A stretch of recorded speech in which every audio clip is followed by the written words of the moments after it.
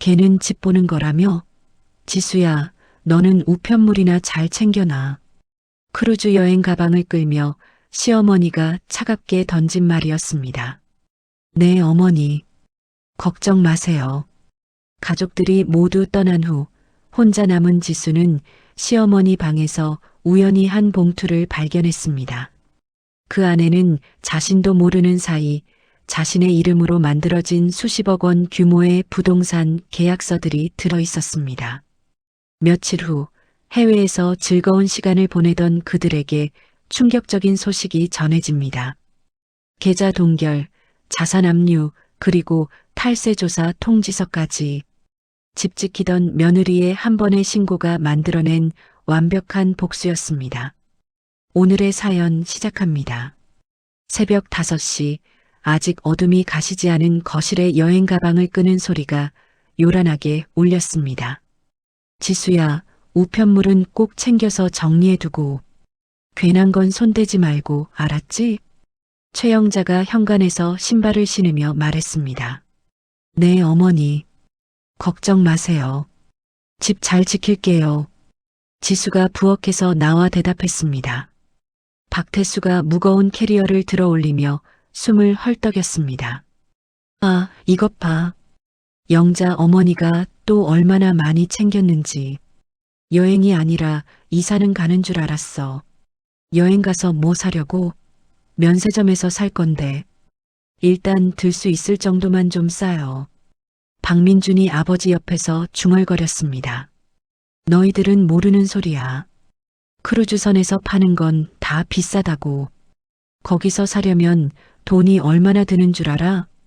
영자가 손목시계를 보며 재촉했습니다. 택시 곧 올 텐데 빨리 나가자. 시간 넘기면 또 대기해야 돼.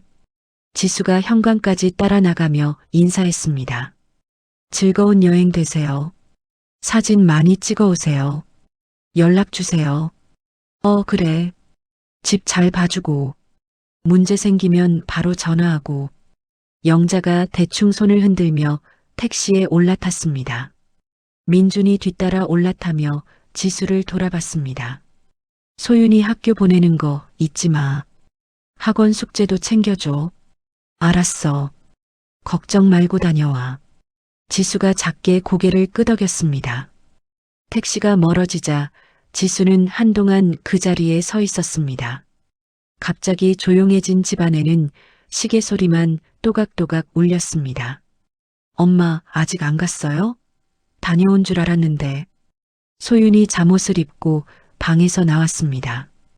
응, 이제 막 갔어. 아직 시간 있어. 조금 더 자도 돼. 지수가 딸의 머리를 쓰다듬으며 말했습니다. 할머니들 언제 와요? 일찍 와요? 늦게 와요? 일주일 후에. 와, 진짜 오래 가네요. 엄마랑 우리 둘만 있는 거예요? 소윤이 기지개를 켜며 다시 방으로 들어갔습니다. 지수는 거실을 둘러봤습니다. 평소보다 훨씬 넓어 보이는 공간에서 혼자 남겨진 기분이 들었습니다. 부엌으로 가서 설거지를 시작했습니다. 어젯밤 급하게 여행 준비를 하느라 그대로 둔 그릇들이 싱크대에 쌓여 있었습니다. 정말 하나도 안 치우고 갔네. 이 많은 걸 다 두고 갔어. 지수가 혼잣말을 하며 그릇을 닦기 시작했습니다. 1시간 뒤 부엌 정리를 마친 지수는 거실 소파를 정돈했습니다. 여행 가방을 꾸리느라 여기저기 흩어진 물건들을 제자리에 놓았습니다. 시어머니 방 문이 열려 있었습니다. 평소라면 절대 들어가지 않을 방이었습니다. 혹시 정리할 게 있나? 먼지만 털고 나와야겠다. 지수가 방 입구에 서서 안을 들여다봤습니다. 책상 위에 서류 봉투가 놓여 있었습니다. 두꺼운 갈색 봉투였는데 입구가 살짝 열려 있어서 안에 든 종이들이 보였습니다. 뭐지? 저번에 보던 그 봉투인가? 지수가 조심스럽게 방 안으로 들어갔습니다. 봉투 겉면에 부동산 관련 서류라고 볼펜으로 적혀 있었습니다. 영자의 글씨였습니다. 지수는 잠시 망설였습니다. 다른 사람의 서류를 함부로 보는 게 맞나 싶었습니다. 하지만 궁금함을 참을 수 없었습니다. 봉투를 조심스럽게 열어 안에 든 서류들을 꺼냈습니다. 첫 번째 장을 보는 순간 지수의 눈이 커졌습니다. 이게 뭐야? 내 이름이 왜 여기 있어? 서류 맨 위쪽에 자신의 이름이 또렷하게 적혀 있었습니다. 한지수라는 글자 옆에는 자신의 도장까지 찍혀 있었습니다. 지수가 서류를 더 자세히 봤습니다. 부동산 매매 계약서였습니다. 언제 이런 걸 했지? 나 이런 계약 한 번도 본 적이 없는데. 지수의 손이 떨리기 시작했습니다. 두 번째, 세 번째 서류를 넘겨봤습니다. 모두 부동산 관련 계약서였고 대부분에 지수의 이름과 서명이 들어 있었습니다. 이게 뭔 일이야? 나 모르는 사이에 대체 뭘 한 거야? 지수가 중얼거리며 계속 서류를 넘겼습니다. 임대계약서, 전세계약서, 매매계약서가 수십 장 들어 있었습니다. 각각의 계약서마다 다른 가족 구성원의 이름이 적혀 있었습니다. 영자, 태수, 민준, 그리고 자신의 이름이 번갈아 나타났습니다. 이 많은 부동산을 언제 샀다는 거지? 집 한 채도 내 거 아닌 줄 알았는데. 지수가 서류 더미를 책상에 펼쳐 놓았습니다. 임대료 입금 내역서도 여러 장 들어 있었습니다. 매달 들어오는 돈이 상당했습니다. 이런 돈이 들어오고 있었다고? 근데 나는 왜 한 번도 못 봤지? 지수는 자신이 전혀 모르는 사실들을 발견하고 있었습니다. 급하게 휴대폰을 꺼내 서류들을 사진으로 찍기 시작했습니다. 한 장, 두 장 차례로 촬영했습니다. 계약서의 날짜를 보니 대부분이 최근 몇 년 사이에 작성된 것들이었습니다. 그런데 지수는 이런 계약을 한 기억이 전혀 없었습니다. 도장을 언제 찍었지? 서명은 또 언제? 이게 다 뭐야? 지수의 마음이 어수선해졌습니다. 마지막 서류까지 모두 촬영을 마친 후 원래 순서대로 다시 정리해서 봉투에 넣었습니다. 그리고 책상 위 원래 자리에 그대로 놓았습니다. 방에서 나와 자신의 방으로 갔습니다. 컴퓨터를 켜고 외장하드를 연결했습니다. 일단 백업부터 해놔야지. 나중에 무슨 일이 생길지 모르니까. 지수가 사진 파일들을 외장하드에 복사했습니다. 그리고 자신의 개인 이메일 주소로도 파일들을 보냈습니다. 휴대폰이 울렸습니다. 시댁 단체 채팅방에 메시지가 왔습니다. 영자가 보낸 사진이었습니다. 크루즈선 앞에서 찍은 단체 사진이었습니다. 드디어 탔다. 진짜 크네요. 여기 음식이 그렇게 맛있다더라. 민준이 댓글을 달았습니다. 면세점에서 쇼핑해야지. 술이랑 화장품 잔뜩 사갈 거야. 태수의 메시지도 이어졌습니다. 지수는 채팅방 알림을 차단했습니다. 지금은 그들의 즐거운 여행 소식을 볼 기분이 아니었습니다. 혼전 계약서는 어디 뒀더라? 그거부터 다시 봐야겠다. 지수가 서랍을 뒤지기 시작했습니다. 결혼하기 전에 민준이 가져왔던 계약서가 있었습니다. 재산 분할에 관한 내용이 적혀 있던 서류였습니다. 찾았다. 이거였지. 그때 대충 넘겨봤던. 지수가 계약서를 펼쳐봤습니다. 혼전 계약서의 내용과 방금 본 서류들의 내용이 전혀 달랐습니다. 이상하다. 뭔가 틀렸어. 완전 딴소리잖아. 지수는 메모지를 꺼내 적기 시작했습니다. 혼전 계약서 내용 다시 확인 필요. 서류들 언제 작성된 건지 알아볼 것. 내 도장과 서명 언제 사용했는지 생각해 보기. 메모를 적으면서도 지수의 머리는 복잡했습니다. 뭔가 크게 잘못된 일이 벌어지고 있다는 느낌이 들었습니다. 소윤이 방에서 나와 부엌으로 갔습니다. 엄마, 아침 먹어요. 배고파요. 그래, 금방 만들어줄게. 조금만 기다려. 지수가 메모지를 서랍에 넣고 부엌으로 향했습니다. 하지만 마음 한편으로는 계속 그 서류들이 신경 쓰였습니다. 분명히 뭔가 숨겨진 일이 있을 거라는 확신이 들었습니다. 소윤이 학교에 간 후 지수는 곧바로 노트북 앞에 앉았습니다. 어젯밤 촬영한 사진들을 하나씩 컴퓨터 화면에 띄웠습니다. 차근차근 정리해보자. 헷갈리지 않게 하나씩. 지수가 새 파일을 열고 표를 만들기 시작했습니다. 첫 번째 열에는 부동산 주소, 두 번째 열에는 명의자, 세 번째 열에는 임대료를 적었습니다. 서류 사진을 보면서 하나씩 표에 입력했습니다. 강남구 아파트, 명의자 한지수, 월세 200만 원 이게 내 이름으로 된 거네. 지수의 손이 잠시 멈췄습니다. 내 이름으로 된 게 이렇게 많아? 이건 그냥 실수라고 하기엔 너무 많다. 계속해서 입력했습니다. 서초구 오피스텔, 명의자 박민준, 월세 150만 원 송파구 아파트, 명의자 최영자, 월세 210만 원. 표가 점점 길어졌습니다. 총 12개의 부동산이 나왔습니다. 그 중에서 지수 명의로 된 것이 5개였습니다. 이상하다. 언제 내가 이런 걸 샀다는 거지? 집 장만도 못했다는데. 지수가 머리를 감싸쥐었습니다. 임대료만 계산해도 매달 엄청난 돈이 들어오고 있었습니다. 하지만 지수는 그런 돈을 받아본 적이 없었습니다. 도장은 언제 찍었을까? 내가 언제 이렇게 많이 찍어줬지? 지수가 서류 사진들을 다시 자세히 봤습니다. 계약서마다 찍힌 도장이 분명히 자신의 것이었습니다. 서명도 자신의 글씨와 똑같았습니다. 아, 맞다. 그때다. 지수가 갑자기 무릎을 쳤습니다. 몇 년 전 일이 떠올랐습니다. 영자가 급한 일이 생겼다며 도장과 서명을 부탁했던 적이 있었습니다. 지수야, 잠깐 여기 좀 찍어줘. 민준이가 없어서 대신 부탁하는 거야. 별거 아니야. 그냥 형식이야. 그때 영자가 그렇게 말했었습니다. 지수는 별다른 의심 없이 도장을 찍어줬습니다. 서류 내용도 자세히 보지 않았습니다. 그게 이거였구나. 내가 너무 쉽게 생각했어. 지수의 얼굴이 굳어졌습니다. 서랍에서 혼전 계약서를 다시 꺼냈습니다. 그 계약서에는 재산 분할 시 지수가 받을 수 있는 부분이 아주 적게 적혀 있었습니다.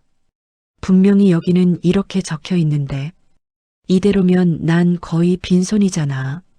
지수가 계약서와 표를 번갈아 봤습니다. 실제로는 자신 명의의 부동산이 이렇게 많았는데 계약서에는 그런 내용이 전혀 없었습니다. 완전히 다르잖아. 나를 바보로 본 거네. 지수가 중얼거렸습니다. 새로운 의문이 떠올랐습니다. 이렇게 많은 임대료가 들어오는데 세금은 제대로 내고 있을까요? 인터넷을 검색해서 국세청 홈택스에 접속했습니다. 자신의 공인인증서로 로그인했습니다. 소득 신고 내역을 확인해 봤습니다. 화면에 나온 숫자가 실제 임대료와 전혀 달랐습니다. 표에서 계산한 지수 명의 부동산의 임대료는 월 1,000만 원이 넘었습니다. 하지만 신고된 소득은 그보다 훨씬 적었습니다. 이게 말이 돼? 이렇게 차이가 나는데? 지수가 화면을 다시 확인했습니다. 분명히 계산에 오류가 있었습니다. 일부러 적게 신고한 거네. 이건 그냥 실수가 아니야. 지수의 가슴이 두근거리기 시작했습니다. 이건 명백히 잘못된 일이었습니다. 세금을 제대로 내지 않은 거였습니다. 어떻게 해야 하지? 그냥 덮으면 나도 같이 묶이겠지.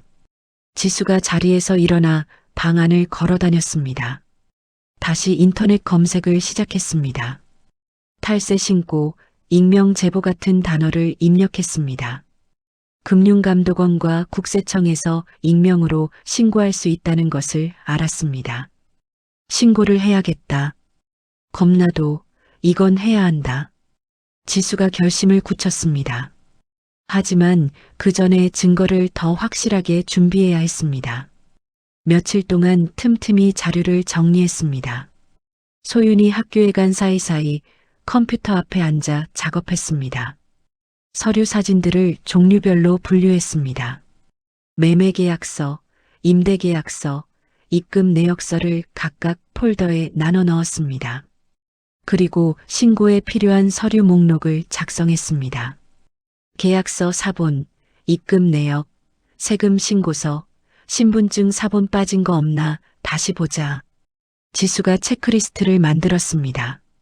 모든 준비가 끝난 후 국세청 홈페이지에 접속했습니다. 익명 신고 페이지를 찾았습니다. 진짜 신고하는 거야, 지수야. 이제 물러설 데 없다. 지수가 마우스 커서를 신고 버튼 위에 올려놨습니다. 잠시 망설였습니다. 이게 정말 옳은 일인지 확신이 서지 않았습니다. 하지만 자신의 이름으로 이런 일이 벌어지고 있다는 사실을 그냥 넘길 수는 없었습니다. 클릭했습니다. 신고 양식이 화면에 나타났습니다. 지수가 차근차근 내용을 입력하기 시작했습니다. 신고 대상자 성명 최영자, 박태수, 박민준 좋게 넘어갈 수 있는 일은 아니야. 지수가 한 글자씩 신중하게 입력했습니다.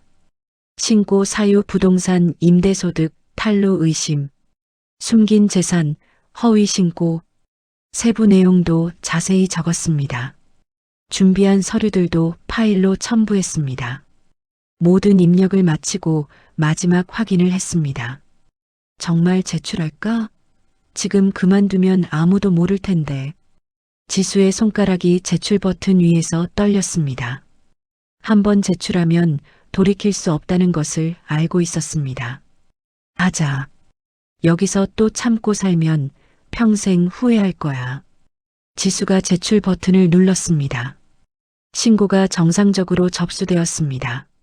화면에 접수 번호가 나타났습니다. 지수가 그 번호를 메모장에 적었습니다. 그리고 안내 문구를 자세히 읽었습니다. 조사 진행까지 수주 정도 소요될 수 있습니다. 오래 걸리겠네. 지수가 한숨을 쉬었습니다. 결과를 알기까지는 시간이 걸릴 것 같았습니다. 일단 기다려보자. 내가 할 일은 여기까지 했으니까. 지수가 컴퓨터를 끄고 자리에서 일어났습니다. 이제 시작된 일이었습니다. 어떤 결과가 나올지는 아무도 알 수 없었습니다. 하지만 지수는 자신이 옳은 일을 했다고 생각했습니다. 더 이상 모르는 척할 수는 없었습니다. 신고를 접수한 지 일주일이 지났습니다. 지수는 매일 메일함을 확인했지만 별다른 소식이 없었습니다. 준호 오빠한테 물어봐야겠다. 혼자 끙끙대지 말고. 지수가 대학 때 선배였던 강준호의 연락처를 찾았습니다. 준호는 현재 재무 컨설팅 회사에서 일하고 있었습니다. 전화를 걸었습니다. 준호 오빠, 지수예요. 오랜만이죠? 지수야. 야, 목소리 반갑다. 잘 지내고 있었어? 준호의 밝은 목소리가 들려왔습니다. 네, 뭐 그럭저럭요. 근데 오빠, 제가 좀 상담받고 싶은 일이 있어서요. 상담? 무슨 일인데? 목소리가 심상치가 않은데? 전화로 말하기 좀 그래서요. 직접 만나서 얘기할 수 있을까요? 지수의 목소리가 진지했습니다. 그래. 그럼 내일 오후에 사무실로 와. 주소 문자로 보내줄게. 정말요? 감사합니다, 오빠. 다음 날 오후 지수는 준호의 사무실을 찾아갔습니다. 외장하드와 서류들을 가방에 넣어 가져왔습니다. 어서 와, 지수야. 얼굴 보니까 진짜 오랜만이다. 준호가 반갑게 인사했습니다. 오빠, 저 진짜 급한 일이에요. 머리가 너무 복잡해요. 지수가 가방에서 서류들을 꺼냈습니다. 이게 뭔데? 준호가 서류들을 받아봤습니다. 시댁에서 발견한 건데요. 제 이름으로 된 계약서들이 너무 많아서요. 저는 모르는 내용이에요. 지수가 상황을 자세히 설명했습니다. 자신도 모르게 도장을 찍었던 일 혼전 계약서와 다른 내용, 세금 신고, 내역의 차이점까지 모든 걸 말했습니다. 준호가 서류들을 한 장씩 넘기며 봤습니다. 이거 심각한데? 장난이 아닌데? 준호의 표정이 굳어졌습니다. 어떻게 심각해요? 그냥 실수라고 넘어갈 수 있는 거 아니에요? 일단 이 계약서들부터 문제야. 내 동의 없이 내 이름을 사용한 거잖아. 이건 명예도용이야. 준호가 펜으로 계약서에 표시를 하며 설명했습니다. 그리고 세금 문제도 있고. 세금 문제요? 설마 그것까지. 임대료가 이렇게 많이 들어오는데 제대로 신고 안 했다는 거지? 이건 탈세야. 농담이 아니야. 준호가 계산기를 두드리기 시작했습니다. 월 임대료가 총 얼마나 돼? 제 명의 것만 1,000만 원이 넘어요. 다른 사람 것까지 합치면 더 많고요. 그럼 연간 억 단위네. 세금만 수천만 원인데. 이건 가볍게 안 넘어가. 준호가 고개를 저었습니다. 이거 완전히 엮인 거야. 내 명의를 이용해서 재산을 숨기고 세금도 안 낸 거지. 너는 얼굴만 빌려준 거고. 지수의 얼굴이 창백해졌습니다. 그럼 저도 같이 처벌받나요? 저도 책임져야 해요? 아니야, 너는 피해자야. 내 동의도 없이 내 이름을 써먹은 거니까. 그때 제대로 설명도 안 했잖아. 준호가 안심시켰습니다. 근데 혹시 신고는 했어? 네, 국세청에 했어요. 익명으로요. 잘했네. 그게 제일 먼저 할 일이야. 언제 했어? 일주일 전이요. 준호가 컴퓨터 앞에 앉았습니다. 접수 번호 알려줘. 확인해 볼게. 지수가 메모장에서 번호를 찾아 불러줬습니다. 준호가 무언가를 검색했습니다. 이거 이미 내부 검토 들어갔네. 그게 무슨 뜻이에요? 그냥 접수만 된 게 아니고요? 조사가 시작됐다는 뜻이야. 보통 신고 들어오면 며칠 안에 예비조사부터 시작해. 벌써 움직이고 있다는 거지. 준호가 화면을 지수에게 보여줬습니다. 여기 봐. 신고 접수 상태가 검토 중으로 되어 있잖아. 지수가 화면을 자세히 봤습니다. 그럼 이제 어떻게 돼요? 저는 뭘 준비해야 해요? 시댁분들이 언제 들어와? 모레요. 아침 비행기요. 그럼 들어오자마자 큰일 날 거야. 준호가 심각한 표정을 지었습니다. 보통 이런 경우에는 출국 금지부터 시작해서 계좌 동결까지 한 번에 진행해. 지수의 가슴이 두근거렸습니다. 진짜요? 뉴스에서만 보던 일인데. 응. 특히 해외여행 중이었다면 더 의심받을 거야. 돈 빼돌리려고 나간 거 아니냐, 이렇게 보는 거지. 준호가 설명을 계속했습니다. 조사기관에서는 이미 시댁분들 카드 사용 내역도 다 파악했을 거야. 면세점, 크루즈 결제 다 찍혔을 거고. 그때 지수의 휴대폰이 울렸습니다. 시댁 단체 채팅방에 메시지가 와 있었습니다. 영자가 올린 사진이었습니다. 면세점에서 쇼핑한 물건들 사진이었습니다. 내일 아침에 들어가요. 선물 많이 샀어요. 기대해. 민준의 메시지도 이어졌습니다. 공항에서 기다릴게요. 우리 잘 도착했어요. 지수가 메시지를 보여주니 준호가 고개를 저었습니다. 저분들 아직 모르네. 내일 공항 나가면 바로 알 거야. 카드 들이대자마자 알지.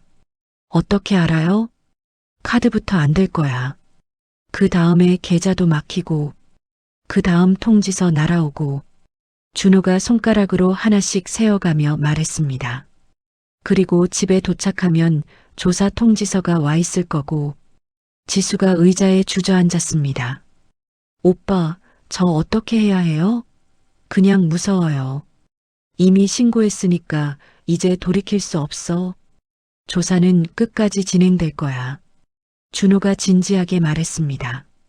다만 너는 피해자니까 걱정하지 마. 오히려 내 권리를 찾을 수 있는 기회야.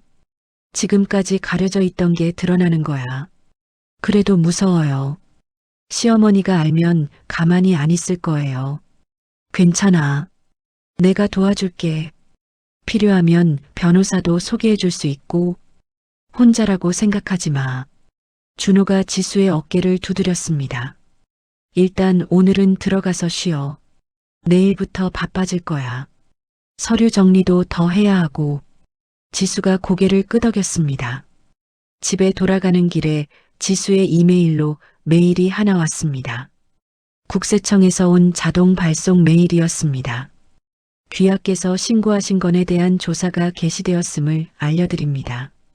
지수가 메일을 읽으며 한숨을 쉬었습니다. 이제 정말 시작이구나.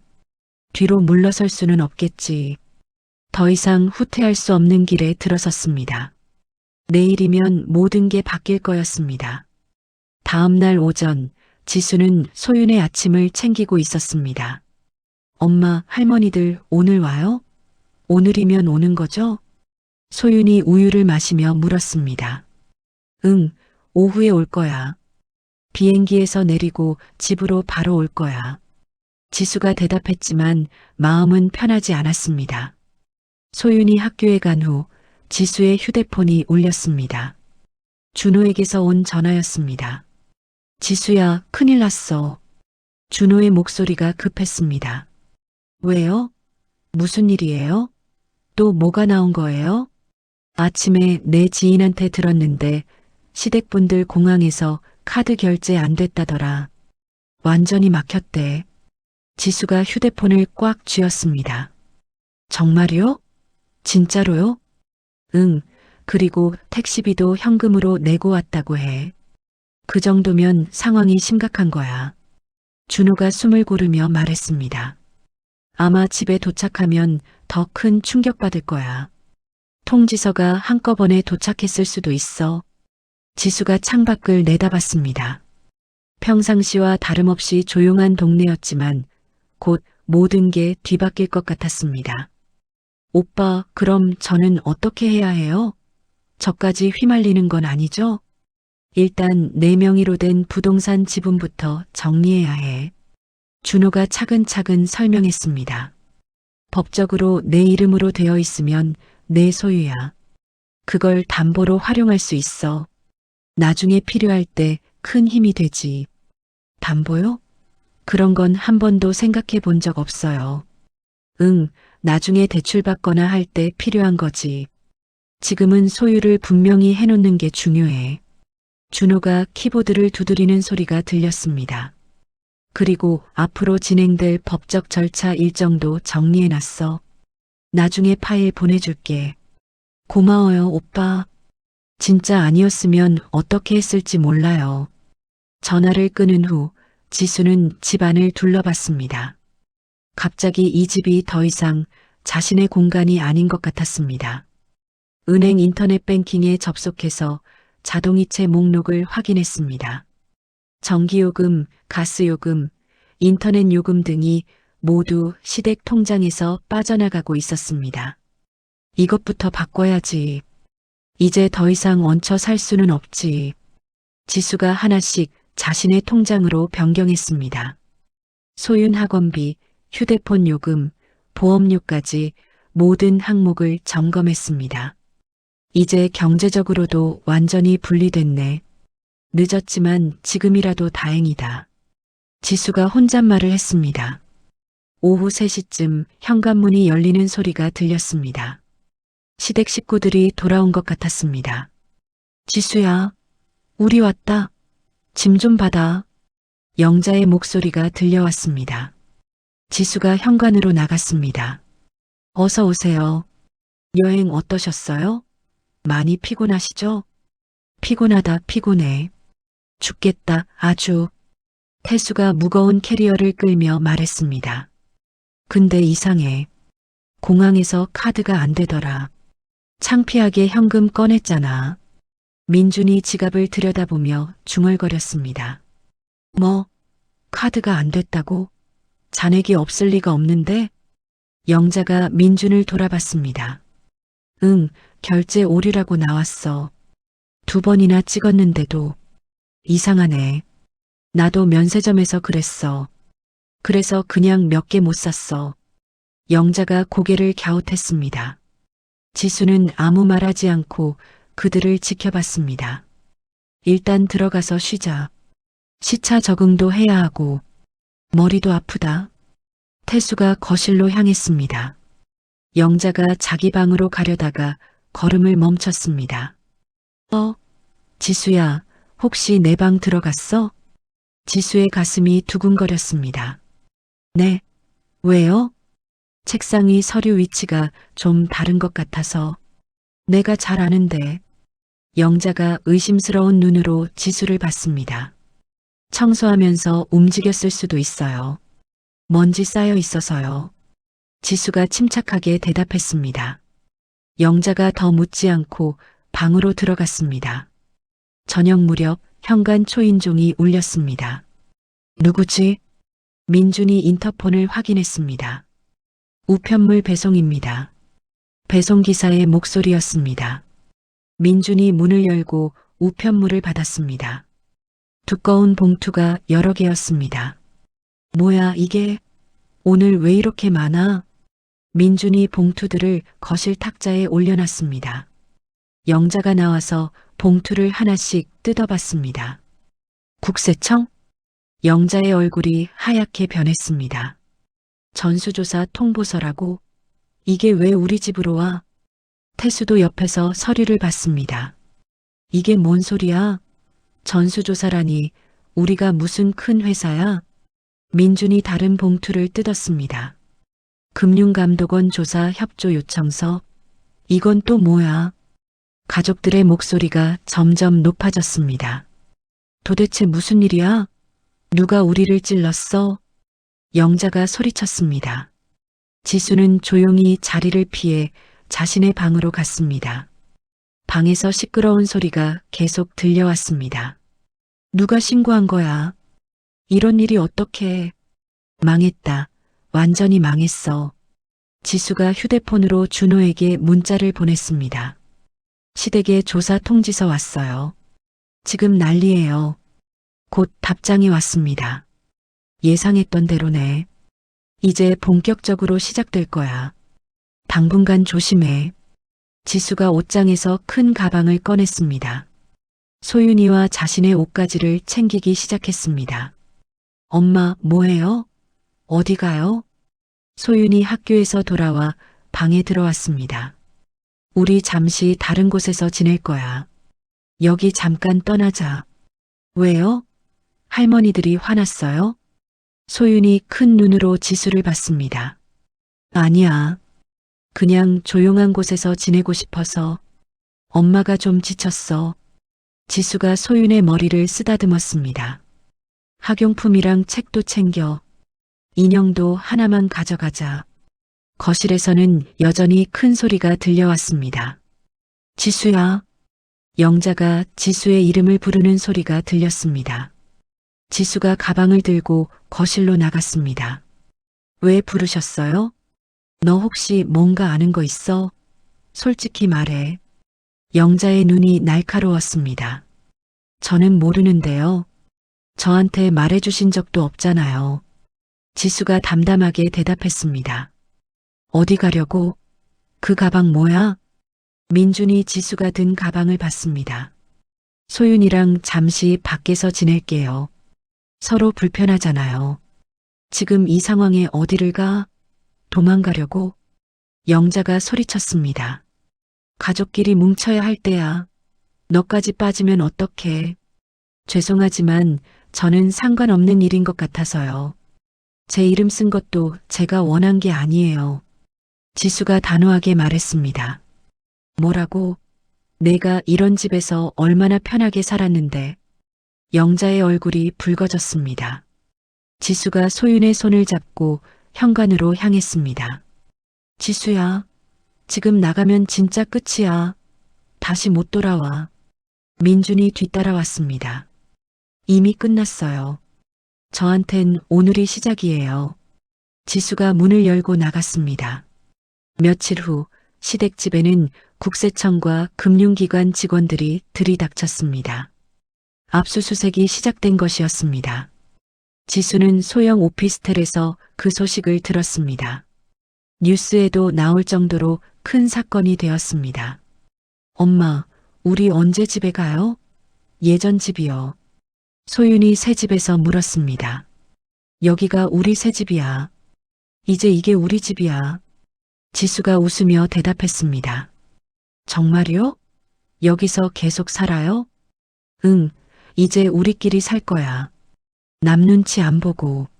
지수는 구직 사이트에 이력서를 올렸습니다. 새로운 일자리를 찾기 시작했습니다. 은행에 가서 안전금고도 하나 빌렸습니다. 중요한 증거 자료들을 안전하게 보관하기 위해서였습니다. 새 출발이네. 진짜 다시 시작이다. 지수가 창문 밖을 바라보며 혼잣말을 했습니다. 두렵기도 했지만 한편으로는 자유로웠습니다. 이제 자신의 인생을 스스로 결정할 수 있었습니다. 지수가 새 직장에 출근한 지 2달이 지났습니다. 지역 회계사무소에서 일하며 안정적인 월급을 받게 되었습니다. 지수 씨, 이번 달 급여 명세서예요. 수고 많았어요. 김 과장이 봉투를 건네주었습니다. 감사합니다, 과장님. 덕분에 많이 배우고 있어요. 지수가 명세서를 받아 확인했습니다. 세후 200만 원이 적혀 있었습니다. 적은 돈은 아니었지만 혼자서 소윤이를 키우기에는 빠듯했습니다. 집에 돌아가서 가계부를 펼쳤습니다. 월세 80만 원, 생활비 60만 원, 소윤이 학원비 30만 원 여기저기 빠져나갈 때가 많네. 지수가 항목별로 계산했습니다. 그래도 적자는 아니네. 아껴 쓰면 버틸 수 있어. 예전보다 훨씬 검소하게 살게 되었지만 경제적으로 독립했다는 사실이 뿌듯했습니다. 엄마, 저 친구들이랑 영화 보러 가도 돼요? 오늘 새로 나온 거 보고 싶어요. 소윤이가 물었습니다. 그래, 다녀와. 대신 너무 늦지 말고. 이거 용돈. 지수가 10,000원을 꺼내 주었습니다. 고마워요, 엄마. 끝나면 바로 올게요. 소윤이가 기뻐하며 나갔습니다. 그때 휴대폰이 울렸습니다. 변호사 사무실에서 온 전화였습니다. 한지수님, 김 변호사입니다. 네, 안녕하세요, 변호사님. 좋은 소식이 있어요. 1심 판결이 나왔습니다. 지수의 가슴이 두근거렸습니다. 어떻게 나왔어요? 솔직하게 말씀해 주세요. 승소입니다. 거의 모든 부분에서 승리했어요. 지수가 의자에 주저앉았습니다. 정말요? 진짜요? 장난 아니죠? 네, 재산 분할에서 지수님이 70%를 가져가게 되었어요. 변호사가 설명을 계속했습니다. 그리고 정신적 피해 보상금도 인정받았습니다. 얼마나요? 대략이라도 5천만 원입니다. 지수의 눈에 눈물이 고였습니다. 내일 사무실로 오시면 자세히 설명드릴게요. 네, 꼭 갈게요. 감사합니다. 정말 감사합니다. 전화를 끊고 지수는 한참 동안 가만히 앉아 있었습니다. 드디어 정의가 실현된 것 같았습니다. 다음 날 변호사 사무실에서 판결문을 받았습니다. 보세요. 여기에 재산 목록이 다 나와 있어요. 김 변호사가 판결문을 펼쳐 보였습니다. 지수님 명의로 된 부동산들이 모두 인정받았습니다. 숨겨진 부분도 다 드러났어요. 지수가 목록을 하나씩 확인했습니다. 자신도 몰랐던 재산들이 이렇게 많았다는 사실이 놀라웠습니다. 그런데 상대방이 항소할 가능성은 없나요? 또 싸우자고 나오면 어쩌죠? 물론 항소할 수는 있어요. 하지만 증거가 워낙 명확해서 뒤집히기는 어려울 겁니다. 변호사가 확신 있게 말했습니다. 탈세 혐의로 형사재판도 진행 중이라 상황이 더 불리해졌어요. 저쪽은 지금 그것 막느라 정신없을 겁니다. 집에 돌아와서 지수는 판결문을 꼼꼼히 읽어봤습니다. 경제적 기여도 인정, 정신적 피해 입증. 판결문에 적힌 문구들을 보니 그동안의 고생이 헛되지 않았다는 생각이 들었습니다. 새 파일을 만들어 재무관리라고 이름을 붙였습니다. 판결문, 재산 목록, 통장 사본을 모두 스캔해서 저장했습니다. 이제 장기 계획을 세워볼까? 흩어져 있던 거 정리 좀 해보자. 지수가 엑셀 파일을 새로 열었습니다. 부동산 임대 수익, 예금 이자, 월급을 모두 계산했습니다. 앞으로 들어올 수입이 상당했습니다. 소윤이 대학까지 충분히 보낼 수 있겠네. 등록금 걱정은 안 해도 되겠다. 지수가 미소를 지었습니다. 그런데 문득 시댁 사람들이 어떻게 지내고 있을지 궁금해졌습니다. 인터넷 뉴스를 검색해 봤습니다. 부동산 투기 일가, 추징금 10억 원. 기사 제목이 눈에 띄었습니다. 기사를 읽어보니 시댁 상황이 심각했습니다. 국세청에서 부과한 추징금과 벌금이 엄청났습니다. 집도 경매로 넘어갔구나. 결국 이렇게 됐네. 지수가 기사를 보며 복잡한 심정이 들었습니다. 미운 사람들이었지만 이렇게 완전히 몰락한 모습을 보니 마음이 편하지만은 않았습니다. 저녁에 소윤이가 학교에서 돌아왔습니다. 엄마, 오늘 기분 좋아 보여요. 뭔가 좋은 일 있었죠? 응, 좋은 일이 있었어. 우리 앞으로 좀 더 편하게 살 수 있을 것 같아. 지수가 소윤을 안아주었습니다. 우리 앞으로 더 좋은 곳으로 이사 갈 수도 있겠다. 정말요? 더 큰 집으로요? 제 방 더 넓어져요? 소윤의 눈이 반짝였습니다. 응, 내 방도 더 예쁘게 꾸며줄 수 있을 거야. 책상도 새로 사주고. 와, 너무 좋아요. 친구들 초대해도 되겠네요. 소윤이 방방 뛰며 좋아했습니다. 며칠 후 준호에게서 연락이 왔습니다. 지수야, 판결 소식 들었어. 진짜 잘 됐다. 고생했다. 오빠 덕분이에요. 아니었으면 반도 몰랐을 거예요. 도움 많이 주셔서 감사해요. 아니야, 내가 용기를 냈으니까 가능한 일이었어. 신고 안 했으면 그대로였지. 준호가 진심으로 말했습니다. 그런데 앞으로 재산 관리는 어떻게 할 거야? 아직 잘 모르겠어요. 괜히 잘못 굴리면 또 걱정 생길까 봐요. 조언 좀 해주세요. 부동산은 일단 그대로 두고 임대 수익으로 안정적인 현금 흐름을 만드는 게 좋겠어. 준호가 조언했습니다. 그리고 소윤이 교육비랑 노후 자금도 따로 준비해야 하고 통장도 목적별로 나누고. 지수가 메모를 하며 들었습니다. 시간 나면 만나서 자세히 얘기하자. 계획표 한번 같이 짜보자. 네, 고마워요. 저녁에 지수는 새 통장을 만들러 은행에 갔습니다. 교육자금 전용 통장으로 하나, 비상금 통장으로 하나 더 만들어주세요. 은행 직원이 서류를 작성해 주었습니다. 목돈이 생기셨나 봐요. 네, 좋은 일이 있었어요. 이제는 제가 직접 챙기려고요. 지수가 웃으며 대답했습니다. 집에 돌아와서 통장을 정리했습니다. 생활비, 교육비, 비상금, 투자금까지 용도별로 나눠서 관리하기로 했습니다. 정말 체계적으로 하고 싶어? 이제는 절대 남에게 맡기지 말자. 지수가 가계부에 새로운 항목들을 추가했습니다. 한편 시댁에서는 관리비 미납 고지서가 계속 쌓이고 있었습니다. 은행 대출 이자도 연체되기 시작했습니다. 영자와 태수는 친척 집에 얹혀 살고 있었고 민주는 고시원에서 지내고 있었습니다. 그들의 몰락은 지수의 승리와 정확히 반대였습니다. 지수는 침대에 누워 천장을 바라봤습니다. 정말 많은 일이 있었네. 작년만 해도 상상도 못했는데 1년 전만 해도 상상할 수 없었던 일들이었습니다. 하지만 이제 정말로 새로운 시작이었습니다. 자신의 힘으로 만들어낸 승리였습니다. 고생했어, 지수야. 진짜 잘 버텼다. 지수가 자신에게 말했습니다. 내일부터는 더 밝은 미래를 향해 나아갈 수 있을 것 같았습니다. 연말이 다가오면서 회계사무소 업무가 급격히 늘어났습니다. 지수는 매일 야근을 하며 바쁜 나날을 보냈습니다. 지수 씨, 내일도 늦게까지 있어야 할 것 같아요. 연말 정산이 밀려서요. 김 과장이 피곤한 표정으로 말했습니다. 네, 괜찮습니다. 조금 더 버티면 되니까요.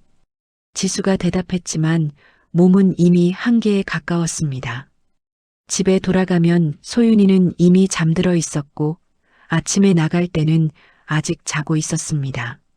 제대로 대화를 나눈 지도 며칠이 지났습니다. 엄마, 요즘 너무 늦게 와요. 얼굴 보기 힘들어요. 소윤이가 아침에 일어나며 말했습니다. 미안해, 소윤아. 조금만 더 참아줘. 곧 한가해질 거야. 연말이라 그래. 지수가 소윤의 이마에 키스하며 말했습니다. 저는 괜찮아요. 엄마가 힘들어 보여서 걱정돼요. 소윤이의 말에 지수의 가슴이 아팠습니다. 엄마는 괜찮아. 우리 소윤이 웃는 얼굴 보면 힘이 나. 그날도 지수는 밤늦게 집에 돌아왔습니다. 거실 불을 켜는데 소윤이가 소파에 웅크리고 있었습니다. 소윤아, 왜 안 자고 있어? 엄마 기다렸어? 지수가 다가가니 소윤이의 얼굴이 빨갛게 달아올라 있었습니다. 엄마, 머리가 너무 아파요. 몸도 떨려요. 소윤이가 힘없이 말했습니다. 지수가 손으로 소윤의 이마를 짚어봤습니다. 열이 심하게 나고 있었습니다. 어머, 열이 엄청 높네. 이렇게 될 때까지 참았어? 지수가 체온계를 가져와 재어봤습니다. 39도가 넘었습니다. 소윤아, 언제부터 아팠어? 엄마한테 왜 말 안 했어? 오늘 오후부터요. 엄마 바쁜 줄 알고 그냥 참았는데 점점 아파져요. 소윤이가 눈물을 흘리며 말했습니다. 지수가 급하게 소윤을 부축해서 일으켰습니다. 병원 가자. 지금은 병원부터야. 엄마, 너무 아파요. 다리가 힘이 없어요. 소윤이가 걸음을 제대로 걷지 못했습니다. 지수가 택시를 불렀습니다. 가장 가까운 대학병원 응급실로 향했습니다. 빨리 가주세요. 아이가 많이 아파요. 열이 너무 높아요. 지수가 운전기사에게 부탁했습니다. 응급실에 도착해서 접수를 했습니다. 증상이 어떻게 되세요? 간호사가 물었습니다. 고열이 39도 넘고 심한 두통을 호소해요. 오후부터 계속 그랬대요. 언제부터요? 오늘 오후부터요. 간호사가 소윤의 상태를 확인한 후 의사에게 보고했습니다. 일단 응급처치부터 하겠습니다. 의사가 소윤을 진료실로 데려갔습니다. 지수는 복도에서 기다렸습니다. 시계를 보니 새벽 2시였습니다. 1시간 후 의사가 나왔습니다. 보호자분이세요? 네, 엄마입니다. 아이 상태가 어떤가요?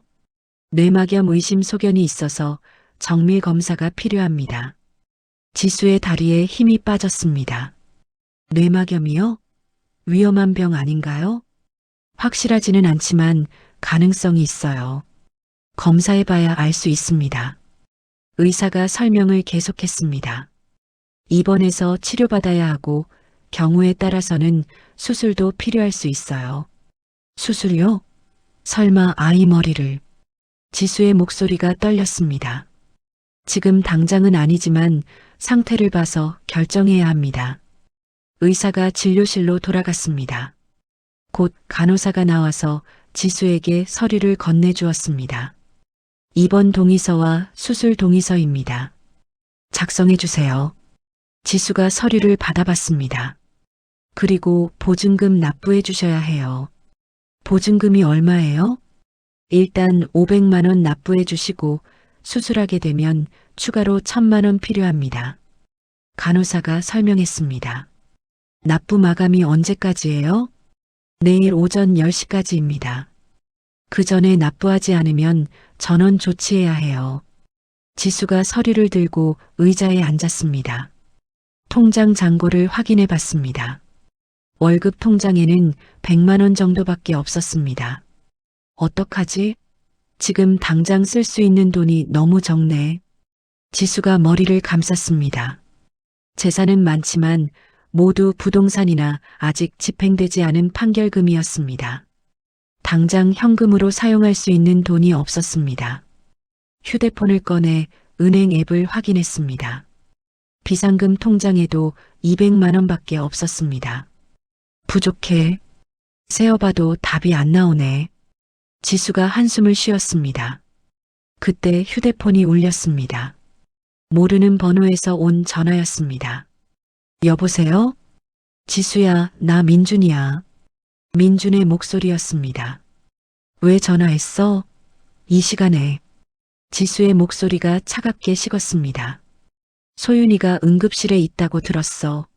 어떻게 알았어? 병원에서 보호자 연락처로 전화가 왔어. 나한테도 연락 왔더라. 민준이 설명했습니다. 소윤이 괜찮아? 지금 검사 중이야. 뇌막염 의심이라네. 지수가 간단히 대답했습니다. 병원비 걱정되지? 우리가 도와줄 수 있어. 민준의 목소리에서 계산된 느낌이 들었습니다. 도와준다고? 갑자기 왜? 응, 조건이 하나 있어. 뭔 조건? 조사 그만두는 거야. 신고 철회하고. 더 이상 우리 집 건 손대지 말고. 지수가 전화기를 꽉 쥐었습니다. 지금 뭐 하는 거야? 딸 아픈 걸 가지고 흥정해? 서로 도와주는 거지. 소윤이 치료비 우리가 다 낼게. 넌 신고 취소만 하면 돼. 안 돼. 지수가 단호하게 말했습니다. 지수야, 지금 상황 봐. 소윤이가 급해. 돈이 없으면 치료 못 받잖아. 그래도 안 돼. 그건 아니야. 생각해봐. 아이가 더 중요하잖아. 종이 몇 장이 뭐가 중요해. 민준이 계속 설득했습니다. 더 이상 얘기 안 할래. 이런 식으로 말하면 지수가 전화를 끊었습니다. 보호자 대기실에서 지수는 가방을 뒤졌습니다. 판결문과 재산 관련 서류들을 꺼내서 다시 정리했습니다. 분명히 방법이 있을 거야. 내가 가진 걸로 해결할 수 있어. 지수가 서류를 하나씩 확인했습니다. 부동산 등기부등본, 판결문, 임대계약서를 차례로 봤습니다. 시계를 보니 새벽 5시였습니다. 준호에게 전화를 걸었습니다. 여보세요? 준호의 졸린 목소리가 들렸습니다. 오빠, 지수예요. 죄송해요. 이 시간에 급한 일이 생겨서요. 무슨 일이야? 목소리가 왜 그래? 소윤이가 응급실에 있는데 보증금이 필요해요. 500만 원이요. 지수가 상황을 설명했습니다. 얼마나 필요해? 일단 500만 원이요. 나머지는 어떻게든 할게요. 알겠어. 방법을 찾아볼게. 조금만 기다려. 서류들 그대로 갖고 있어. 고마워요, 오빠. 전화를 끊고 지수는 다시 소윤이 있는 병실로 갔습니다. 소윤이는 링거를 맞으며 잠들어 있었습니다. 엄마가 꼭 해결할게. 누구 도움 아니라도 우리 힘으로. 지수가 소윤의 손을 잡으며 속삭였습니다. 창밖으로 해가 뜨기 시작했습니다. 길고 힘든 밤이 지나가고 있었습니다. 새벽 6시 지수의 휴대폰이 울렸습니다. 준호에게서 온 전화였습니다. 지수야, 방법 찾았어. 준호의 목소리가 확신에 차 있었습니다. 정말요? 진짜로 돼요? 지수가 보호자 대기실에서 일어났습니다. 4명의 부동산을 담보로 대출받을 수 있어. 하지만 조사 중이라서 동결되지 않았나요? 다 막힌 줄 알았어요. 그게 핵심이야. 법무법인에 자문받았는데 내 지분은 별개로 처리할 수 있대. 준호가 설명을 계속했습니다. 판결문에서 내 소유권이 확정됐고 조사 대상도 아니거든. 너는 신고자고 피해자야. 지수의 가슴에 희망이 생겼습니다. 어떻게 하면 돼요? 제가 할 수 있는 건 다 할게요. 지금 은행 영업시간 전이지만 긴급 상담이 가능해. 담당자한테 연락해 봤어. 준호가 키보드를 두드리는 소리가 들렸습니다. 9시에 영상통화로 상담받을 수 있대. 그럼 서류는 뭘 준비해야 해요? 병원에 있어도 돼요? 판결문, 부동산 등기부등본, 법무법인 자문서, 그리고 양육권 증명서. 지수가 메모하며 들었습니다. 양육권 증명서는 어디서 받아요? 법원에서 발급받을 수 있는데 시간이 없으니까 가정법원에 전화해서 긴급 발급 요청해봐. 알겠어요. 지금 바로 할게요. 내가 지금 법무법인 자문서부터 준비할게. 1시간 후에 팩스로 보내줄 거야. 병원 팩스 번호도 알려줘. 전화를 끊고 지수는 곧바로 가정법원에 전화했습니다. 안녕하세요. 양육권 증명서 긴급 발급이 가능한가요? 어떤 상황이신가요? 직원이 물었습니다. 아이가 응급실에 입원해서 병원비 대출받는데 서류가 필요해요. 시간 여유가 없어요. 응급 상황이시면 오전 중에 발급 가능합니다. 지금 오실 수 있으세요? 네, 바로 가겠습니다. 감사합니다. 지수가 간호사에게 잠시 나간다고 말하고 법원으로 향했습니다. 택시 안에서 준호에게 문자를 보냈습니다. 서류 받으러 갔어요. 은행 상담 준비해 주세요. 곧 답장이 왔습니다. 자문서 준비 완료. 은행 담당자도 대기 중이야. 1시간 후 지수는 모든 서류를 들고 병원으로 돌아왔습니다. 보호자 대기실에서 노트북을 켜고 준호에게 전화했습니다. 서류 다 준비됐어요. 팩스도 확인했어요. 좋아. 지금 은행 담당자랑 3자 통화 연결할게. 영상 통화가 연결되었습니다. 화면에 은행 직원이 나타났습니다. 안녕하세요, 김 차장입니다. 많이 걱정되시죠? 안녕하세요. 네, 아이가 아파서 부탁 좀 드릴게요. 지수가 인사했습니다. 상황은 강 고문님께 들었습니다. 긴급 대출이 필요하시다고요. 네, 아이가 응급실에 입원해서요. 보증금을 오늘 안에 납부해야 해요. 서류부터 확인해 보겠습니다. 화면에 대고 보여주세요. 지수가 판결문을 화면에 댔습니다. 김 차장이 서류를 자세히 봤습니다. 판결문상 재산 가액이 상당하네요. 대출 한도는 어느 정도 원하세요? 일단 1,000만 원 정도요. 너무 많이는 필요 없어요. 아이 치료비만 먼저 써야 해서요.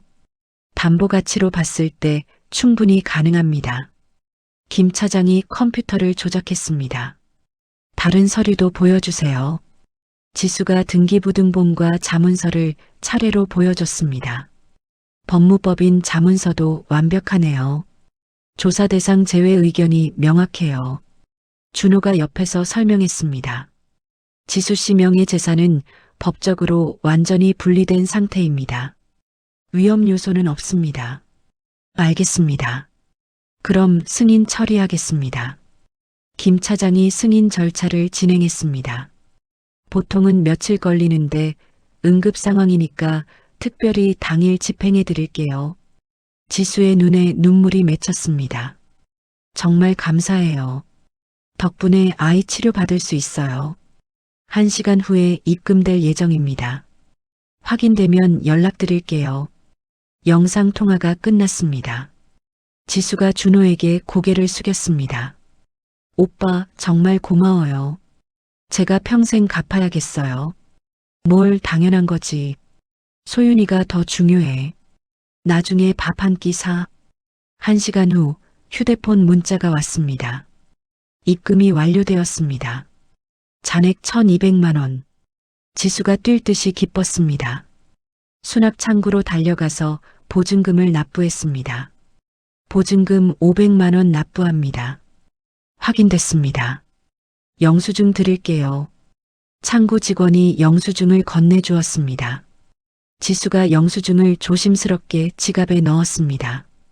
곧 의사가 지수를 불렀습니다. 정밀 검사 결과 나왔습니다.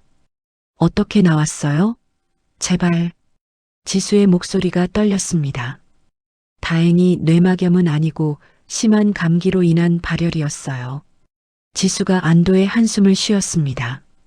정말요? 수술 같은 건 안 해도 되는 거죠? 하지만 탈수가 심해서 수액 치료가 필요합니다. 수술은 안 해도 되나요? 네, 수술은 필요 없어요. 입원해서 며칠 치료받으면 됩니다. 의사가 미소를 지으며 말했습니다. 지수는 소윤이가 있는 병실로 갔습니다. 엄마. 소윤이가 약하게 눈을 떴습니다. 소윤아, 괜찮아. 심각한 병이 아니야. 조금만 있으면 나을 거래. 지수가 소윤의 손을 꼭 잡았습니다. 정말요? 머리 수술 안 해요? 응, 의사 선생님이 그런 말 안 했어. 수액만 맞으면 된대. 소윤이가 안도의 표정을 지었습니다. 엄마, 아까 아빠한테 전화 왔었죠? 어떻게 알았어? 간호사 선생님이 말씀하셨어요. 아빠 번호로도 연락 갔다고. 소윤이가 지수를 바라봤습니다. 아빠가 도와준다고 했죠? 그랬어. 대신 조건을 걸더라. 엄마는 거절했죠? 지수가 놀라며 소윤을 봤습니다. 어떻게 알았어? 엄마는 그럴 사람이에요. 저도 아빠 도움받기 싫어요. 소윤이가 지수의 손을 꼭 쥐었습니다. 우리끼리 잘 살 수 있어요. 엄마가 항상 그러잖아요. 지수가 소윤을 끌어안았습니다. 정말 대견해, 우리 소윤이. 엄마보다 어른 같다. 저녁에 지수는 수첩을 꺼내 일정을 정리했습니다. 재판 2차 심리 다음 달 15일 부동산 임대료, 정산, 매월 말 대출 상환 계획 수립 이번 주 내. 하나씩 적으면서 마음이 차분해졌습니다. 이제 정말 끝이 보이네. 끝까지 가보자. 지수가 혼잣말을 했습니다. 가장 힘든 고비를 넘긴 것 같았습니다. 앞으로는 더 나아질 것만 같았습니다. 소윤이가 잠든 모습을 보며 지수도 의자에서 잠이 들었습니다. 내일이면 소윤이도 많이 좋아질 것이고 새로운 하루가 시작될 것이었습니다. 소윤이가 퇴원한 지 한 달이 지났습니다. 지수는 아침 뉴스를 보며 커피를 마시고 있었습니다. 부동산 투기 일가에 대한 형사 선고가 오늘 오후에 내려집니다. 뉴스 앵커의 목소리가 들려왔습니다. 국세청은 해당 일가에 총 15억 원의 추징금과 벌금을 부과했다고 발표했습니다. 지수가 리모컨을 눌러 채널을 돌렸습니다. 더 이상 그들의 소식을 듣고 싶지 않았습니다. 엄마, 아침 먹어요. 식어요. 소윤이가 부엌에서 불렀습니다. 지금 갈게. 밥 식기 전에 먹자. 지수가 TV를 끄고 식탁으로 갔습니다. 오늘 새 학교 첫날이네. 떨려? 네, 떨려요. 친구들 잘 사귈 수 있을까요? 소윤이가 수줍게 웃었습니다. 걱정할 거 없어. 우리 소윤이 예쁘고 착하니까 친구들이 먼저 말 걸 거야. 지수가 소윤의 머리를 쓰다듬었습니다. 새로 이사한 아파트는 예전 집보다 훨씬 넓고 밝았습니다. 소윤의 방도 따로 있어서 아이가 무척 좋아했습니다. 엄마, 제 방에 책상 놓는 거 언제 해요? 이번 주말에 가구점 가서 고르자. 내가 직접 골라. 와, 정말요? 제가 원하는 거 골라도 돼요? 소윤이 방방 뛰며 좋아했습니다. 지수는 소윤을 새 학교까지 데려다주고 회사로 출근했습니다. 지수 씨, 오늘 중요한 회의 있죠? 김 과장이 인사했습니다. 네, 오후 2시에 있어요. 발표 준비 다 했어요. 지수가 자리에 앉으며 대답했습니다. 오늘은 새로운 프로젝트 발표가 있는 날이었습니다. 지수가 제안한 온라인 재무 교육 사업에 대한 회의였습니다. 오후 2시 회의실에서 지수가 발표를 시작했습니다. 일반인을 위한 재무 관리 교육 채널을 제안합니다. 지수가 준비한 자료를 화면에 띄웠습니다. 요즘 많은 사람들이 재산 관리에 어려움을 겪고 있어요. 기본부터 알려주는 곳이 필요합니다. 구체적으로 어떤 내용을 다룰 건가요? 부장이 물었습니다. 기본적인 가계부 작성법부터 투자, 세금 절약까지 쉽게 설명하는 거죠. 어려운 말은 최대한 빼고요. 지수가 자신 있게 답했습니다. 본인 경험도 바탕으로 하실 수 있겠고, 네, 실제 사례를 중심으로 설명하면 더 현실적일 것 같아요. 제가 겪은 일도 조심스럽게 녹여볼 생각입니다. 회의가 끝난 후 부장이 지수를 불렀습니다. 지수 씨 제안 정말 좋네요. 승인해 드릴게요. 정말요? 감사합니다. 열심히 준비해 볼게요. 지수의 얼굴이 환해졌습니다. 예산도 지원해 드릴 테니까 준비해 보세요. 집에 돌아가서 지수는 곧바로 유튜브 채널을 개설했습니다. 재무관리의 기초부터 이름은 이 정도면 괜찮겠다. 채널 이름을 정하고 첫 번째 영상을 준비했습니다. 안녕하세요, 여러분. 오늘은 가계부 작성법에 대해 알아보겠습니다. 지수가 카메라 앞에서 자연스럽게 말했습니다. 제가 직접 사용하는 방법들을 소개해 드릴게요. 어렵지 않게 천천히 알려드릴게요. 영상을 촬영하고 편집하는 일이 생각보다 재미있었습니다. 며칠 후 첫 번째 영상을 업로드했습니다. 조회수가 천천히 올라가기 시작했습니다. 엄마, 영상 봤어요.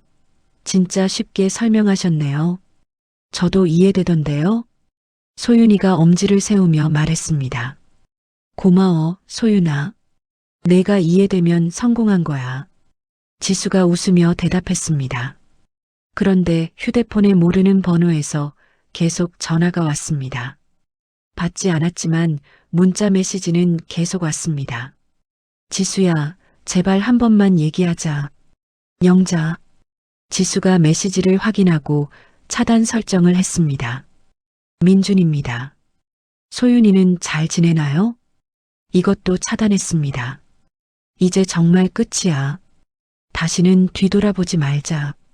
지수가 혼잣말을 했습니다. 더 이상 과거에 얽매이고 싶지 않았습니다. 몇 주 후 지수는 금융관리사 자격증 시험에 응시했습니다. 합격하면 더 전문적인 상담도 할 수 있겠네. 채널에도 도움이 되겠고. 지수가 시험 문제를 풀며 생각했습니다. 한 달 후 합격 통지서가 왔습니다. 엄마, 축하해요. 엄마 이름 여기 있어요. 소윤이가 박수를 쳤습니다. 고마워. 이제 진짜 전문가가 된 거네. 엄마도 드디어 자격증 있는 사람이야. 지수가 자격증을 액자에 넣어 책상 위에 올려놨습니다. 유튜브 채널 구독자도 10,000명을 넘었습니다. 댓글들을 보니 많은 사람들이 도움을 받고 있었습니다. 덕분에 가계부 정리했어요. 저축계획 세우는데 정말 유용했습니다. 어려운 금융 용어를 쉽게 설명해 주셔서 감사해요. 지수가 댓글을 하나씩 읽으며 뿌듯했습니다. 어느 일요일 오후 지수와 소유는 바다가 보이는 카페에 갔습니다. 엄마, 여기 정말 예뻐요. 창밖만 봐도 좋네요. 소윤이가 창가 자리에 앉으며 말했습니다. 그치? 엄마가 가장 좋아하는 곳이야. 마음이 편해져. 지수가 노트를 꺼내 펜을 들었습니다. 다음 영상 주제를 정해보자. 이번에는 뭘 할 거예요? 아이 교육비 준비하는 방법은 어때? 엄마랑 아이가 같이 볼 수 있게. 소윤이가 고개를 끄덕였습니다. 좋을 것 같아요. 저도 도와줄까요?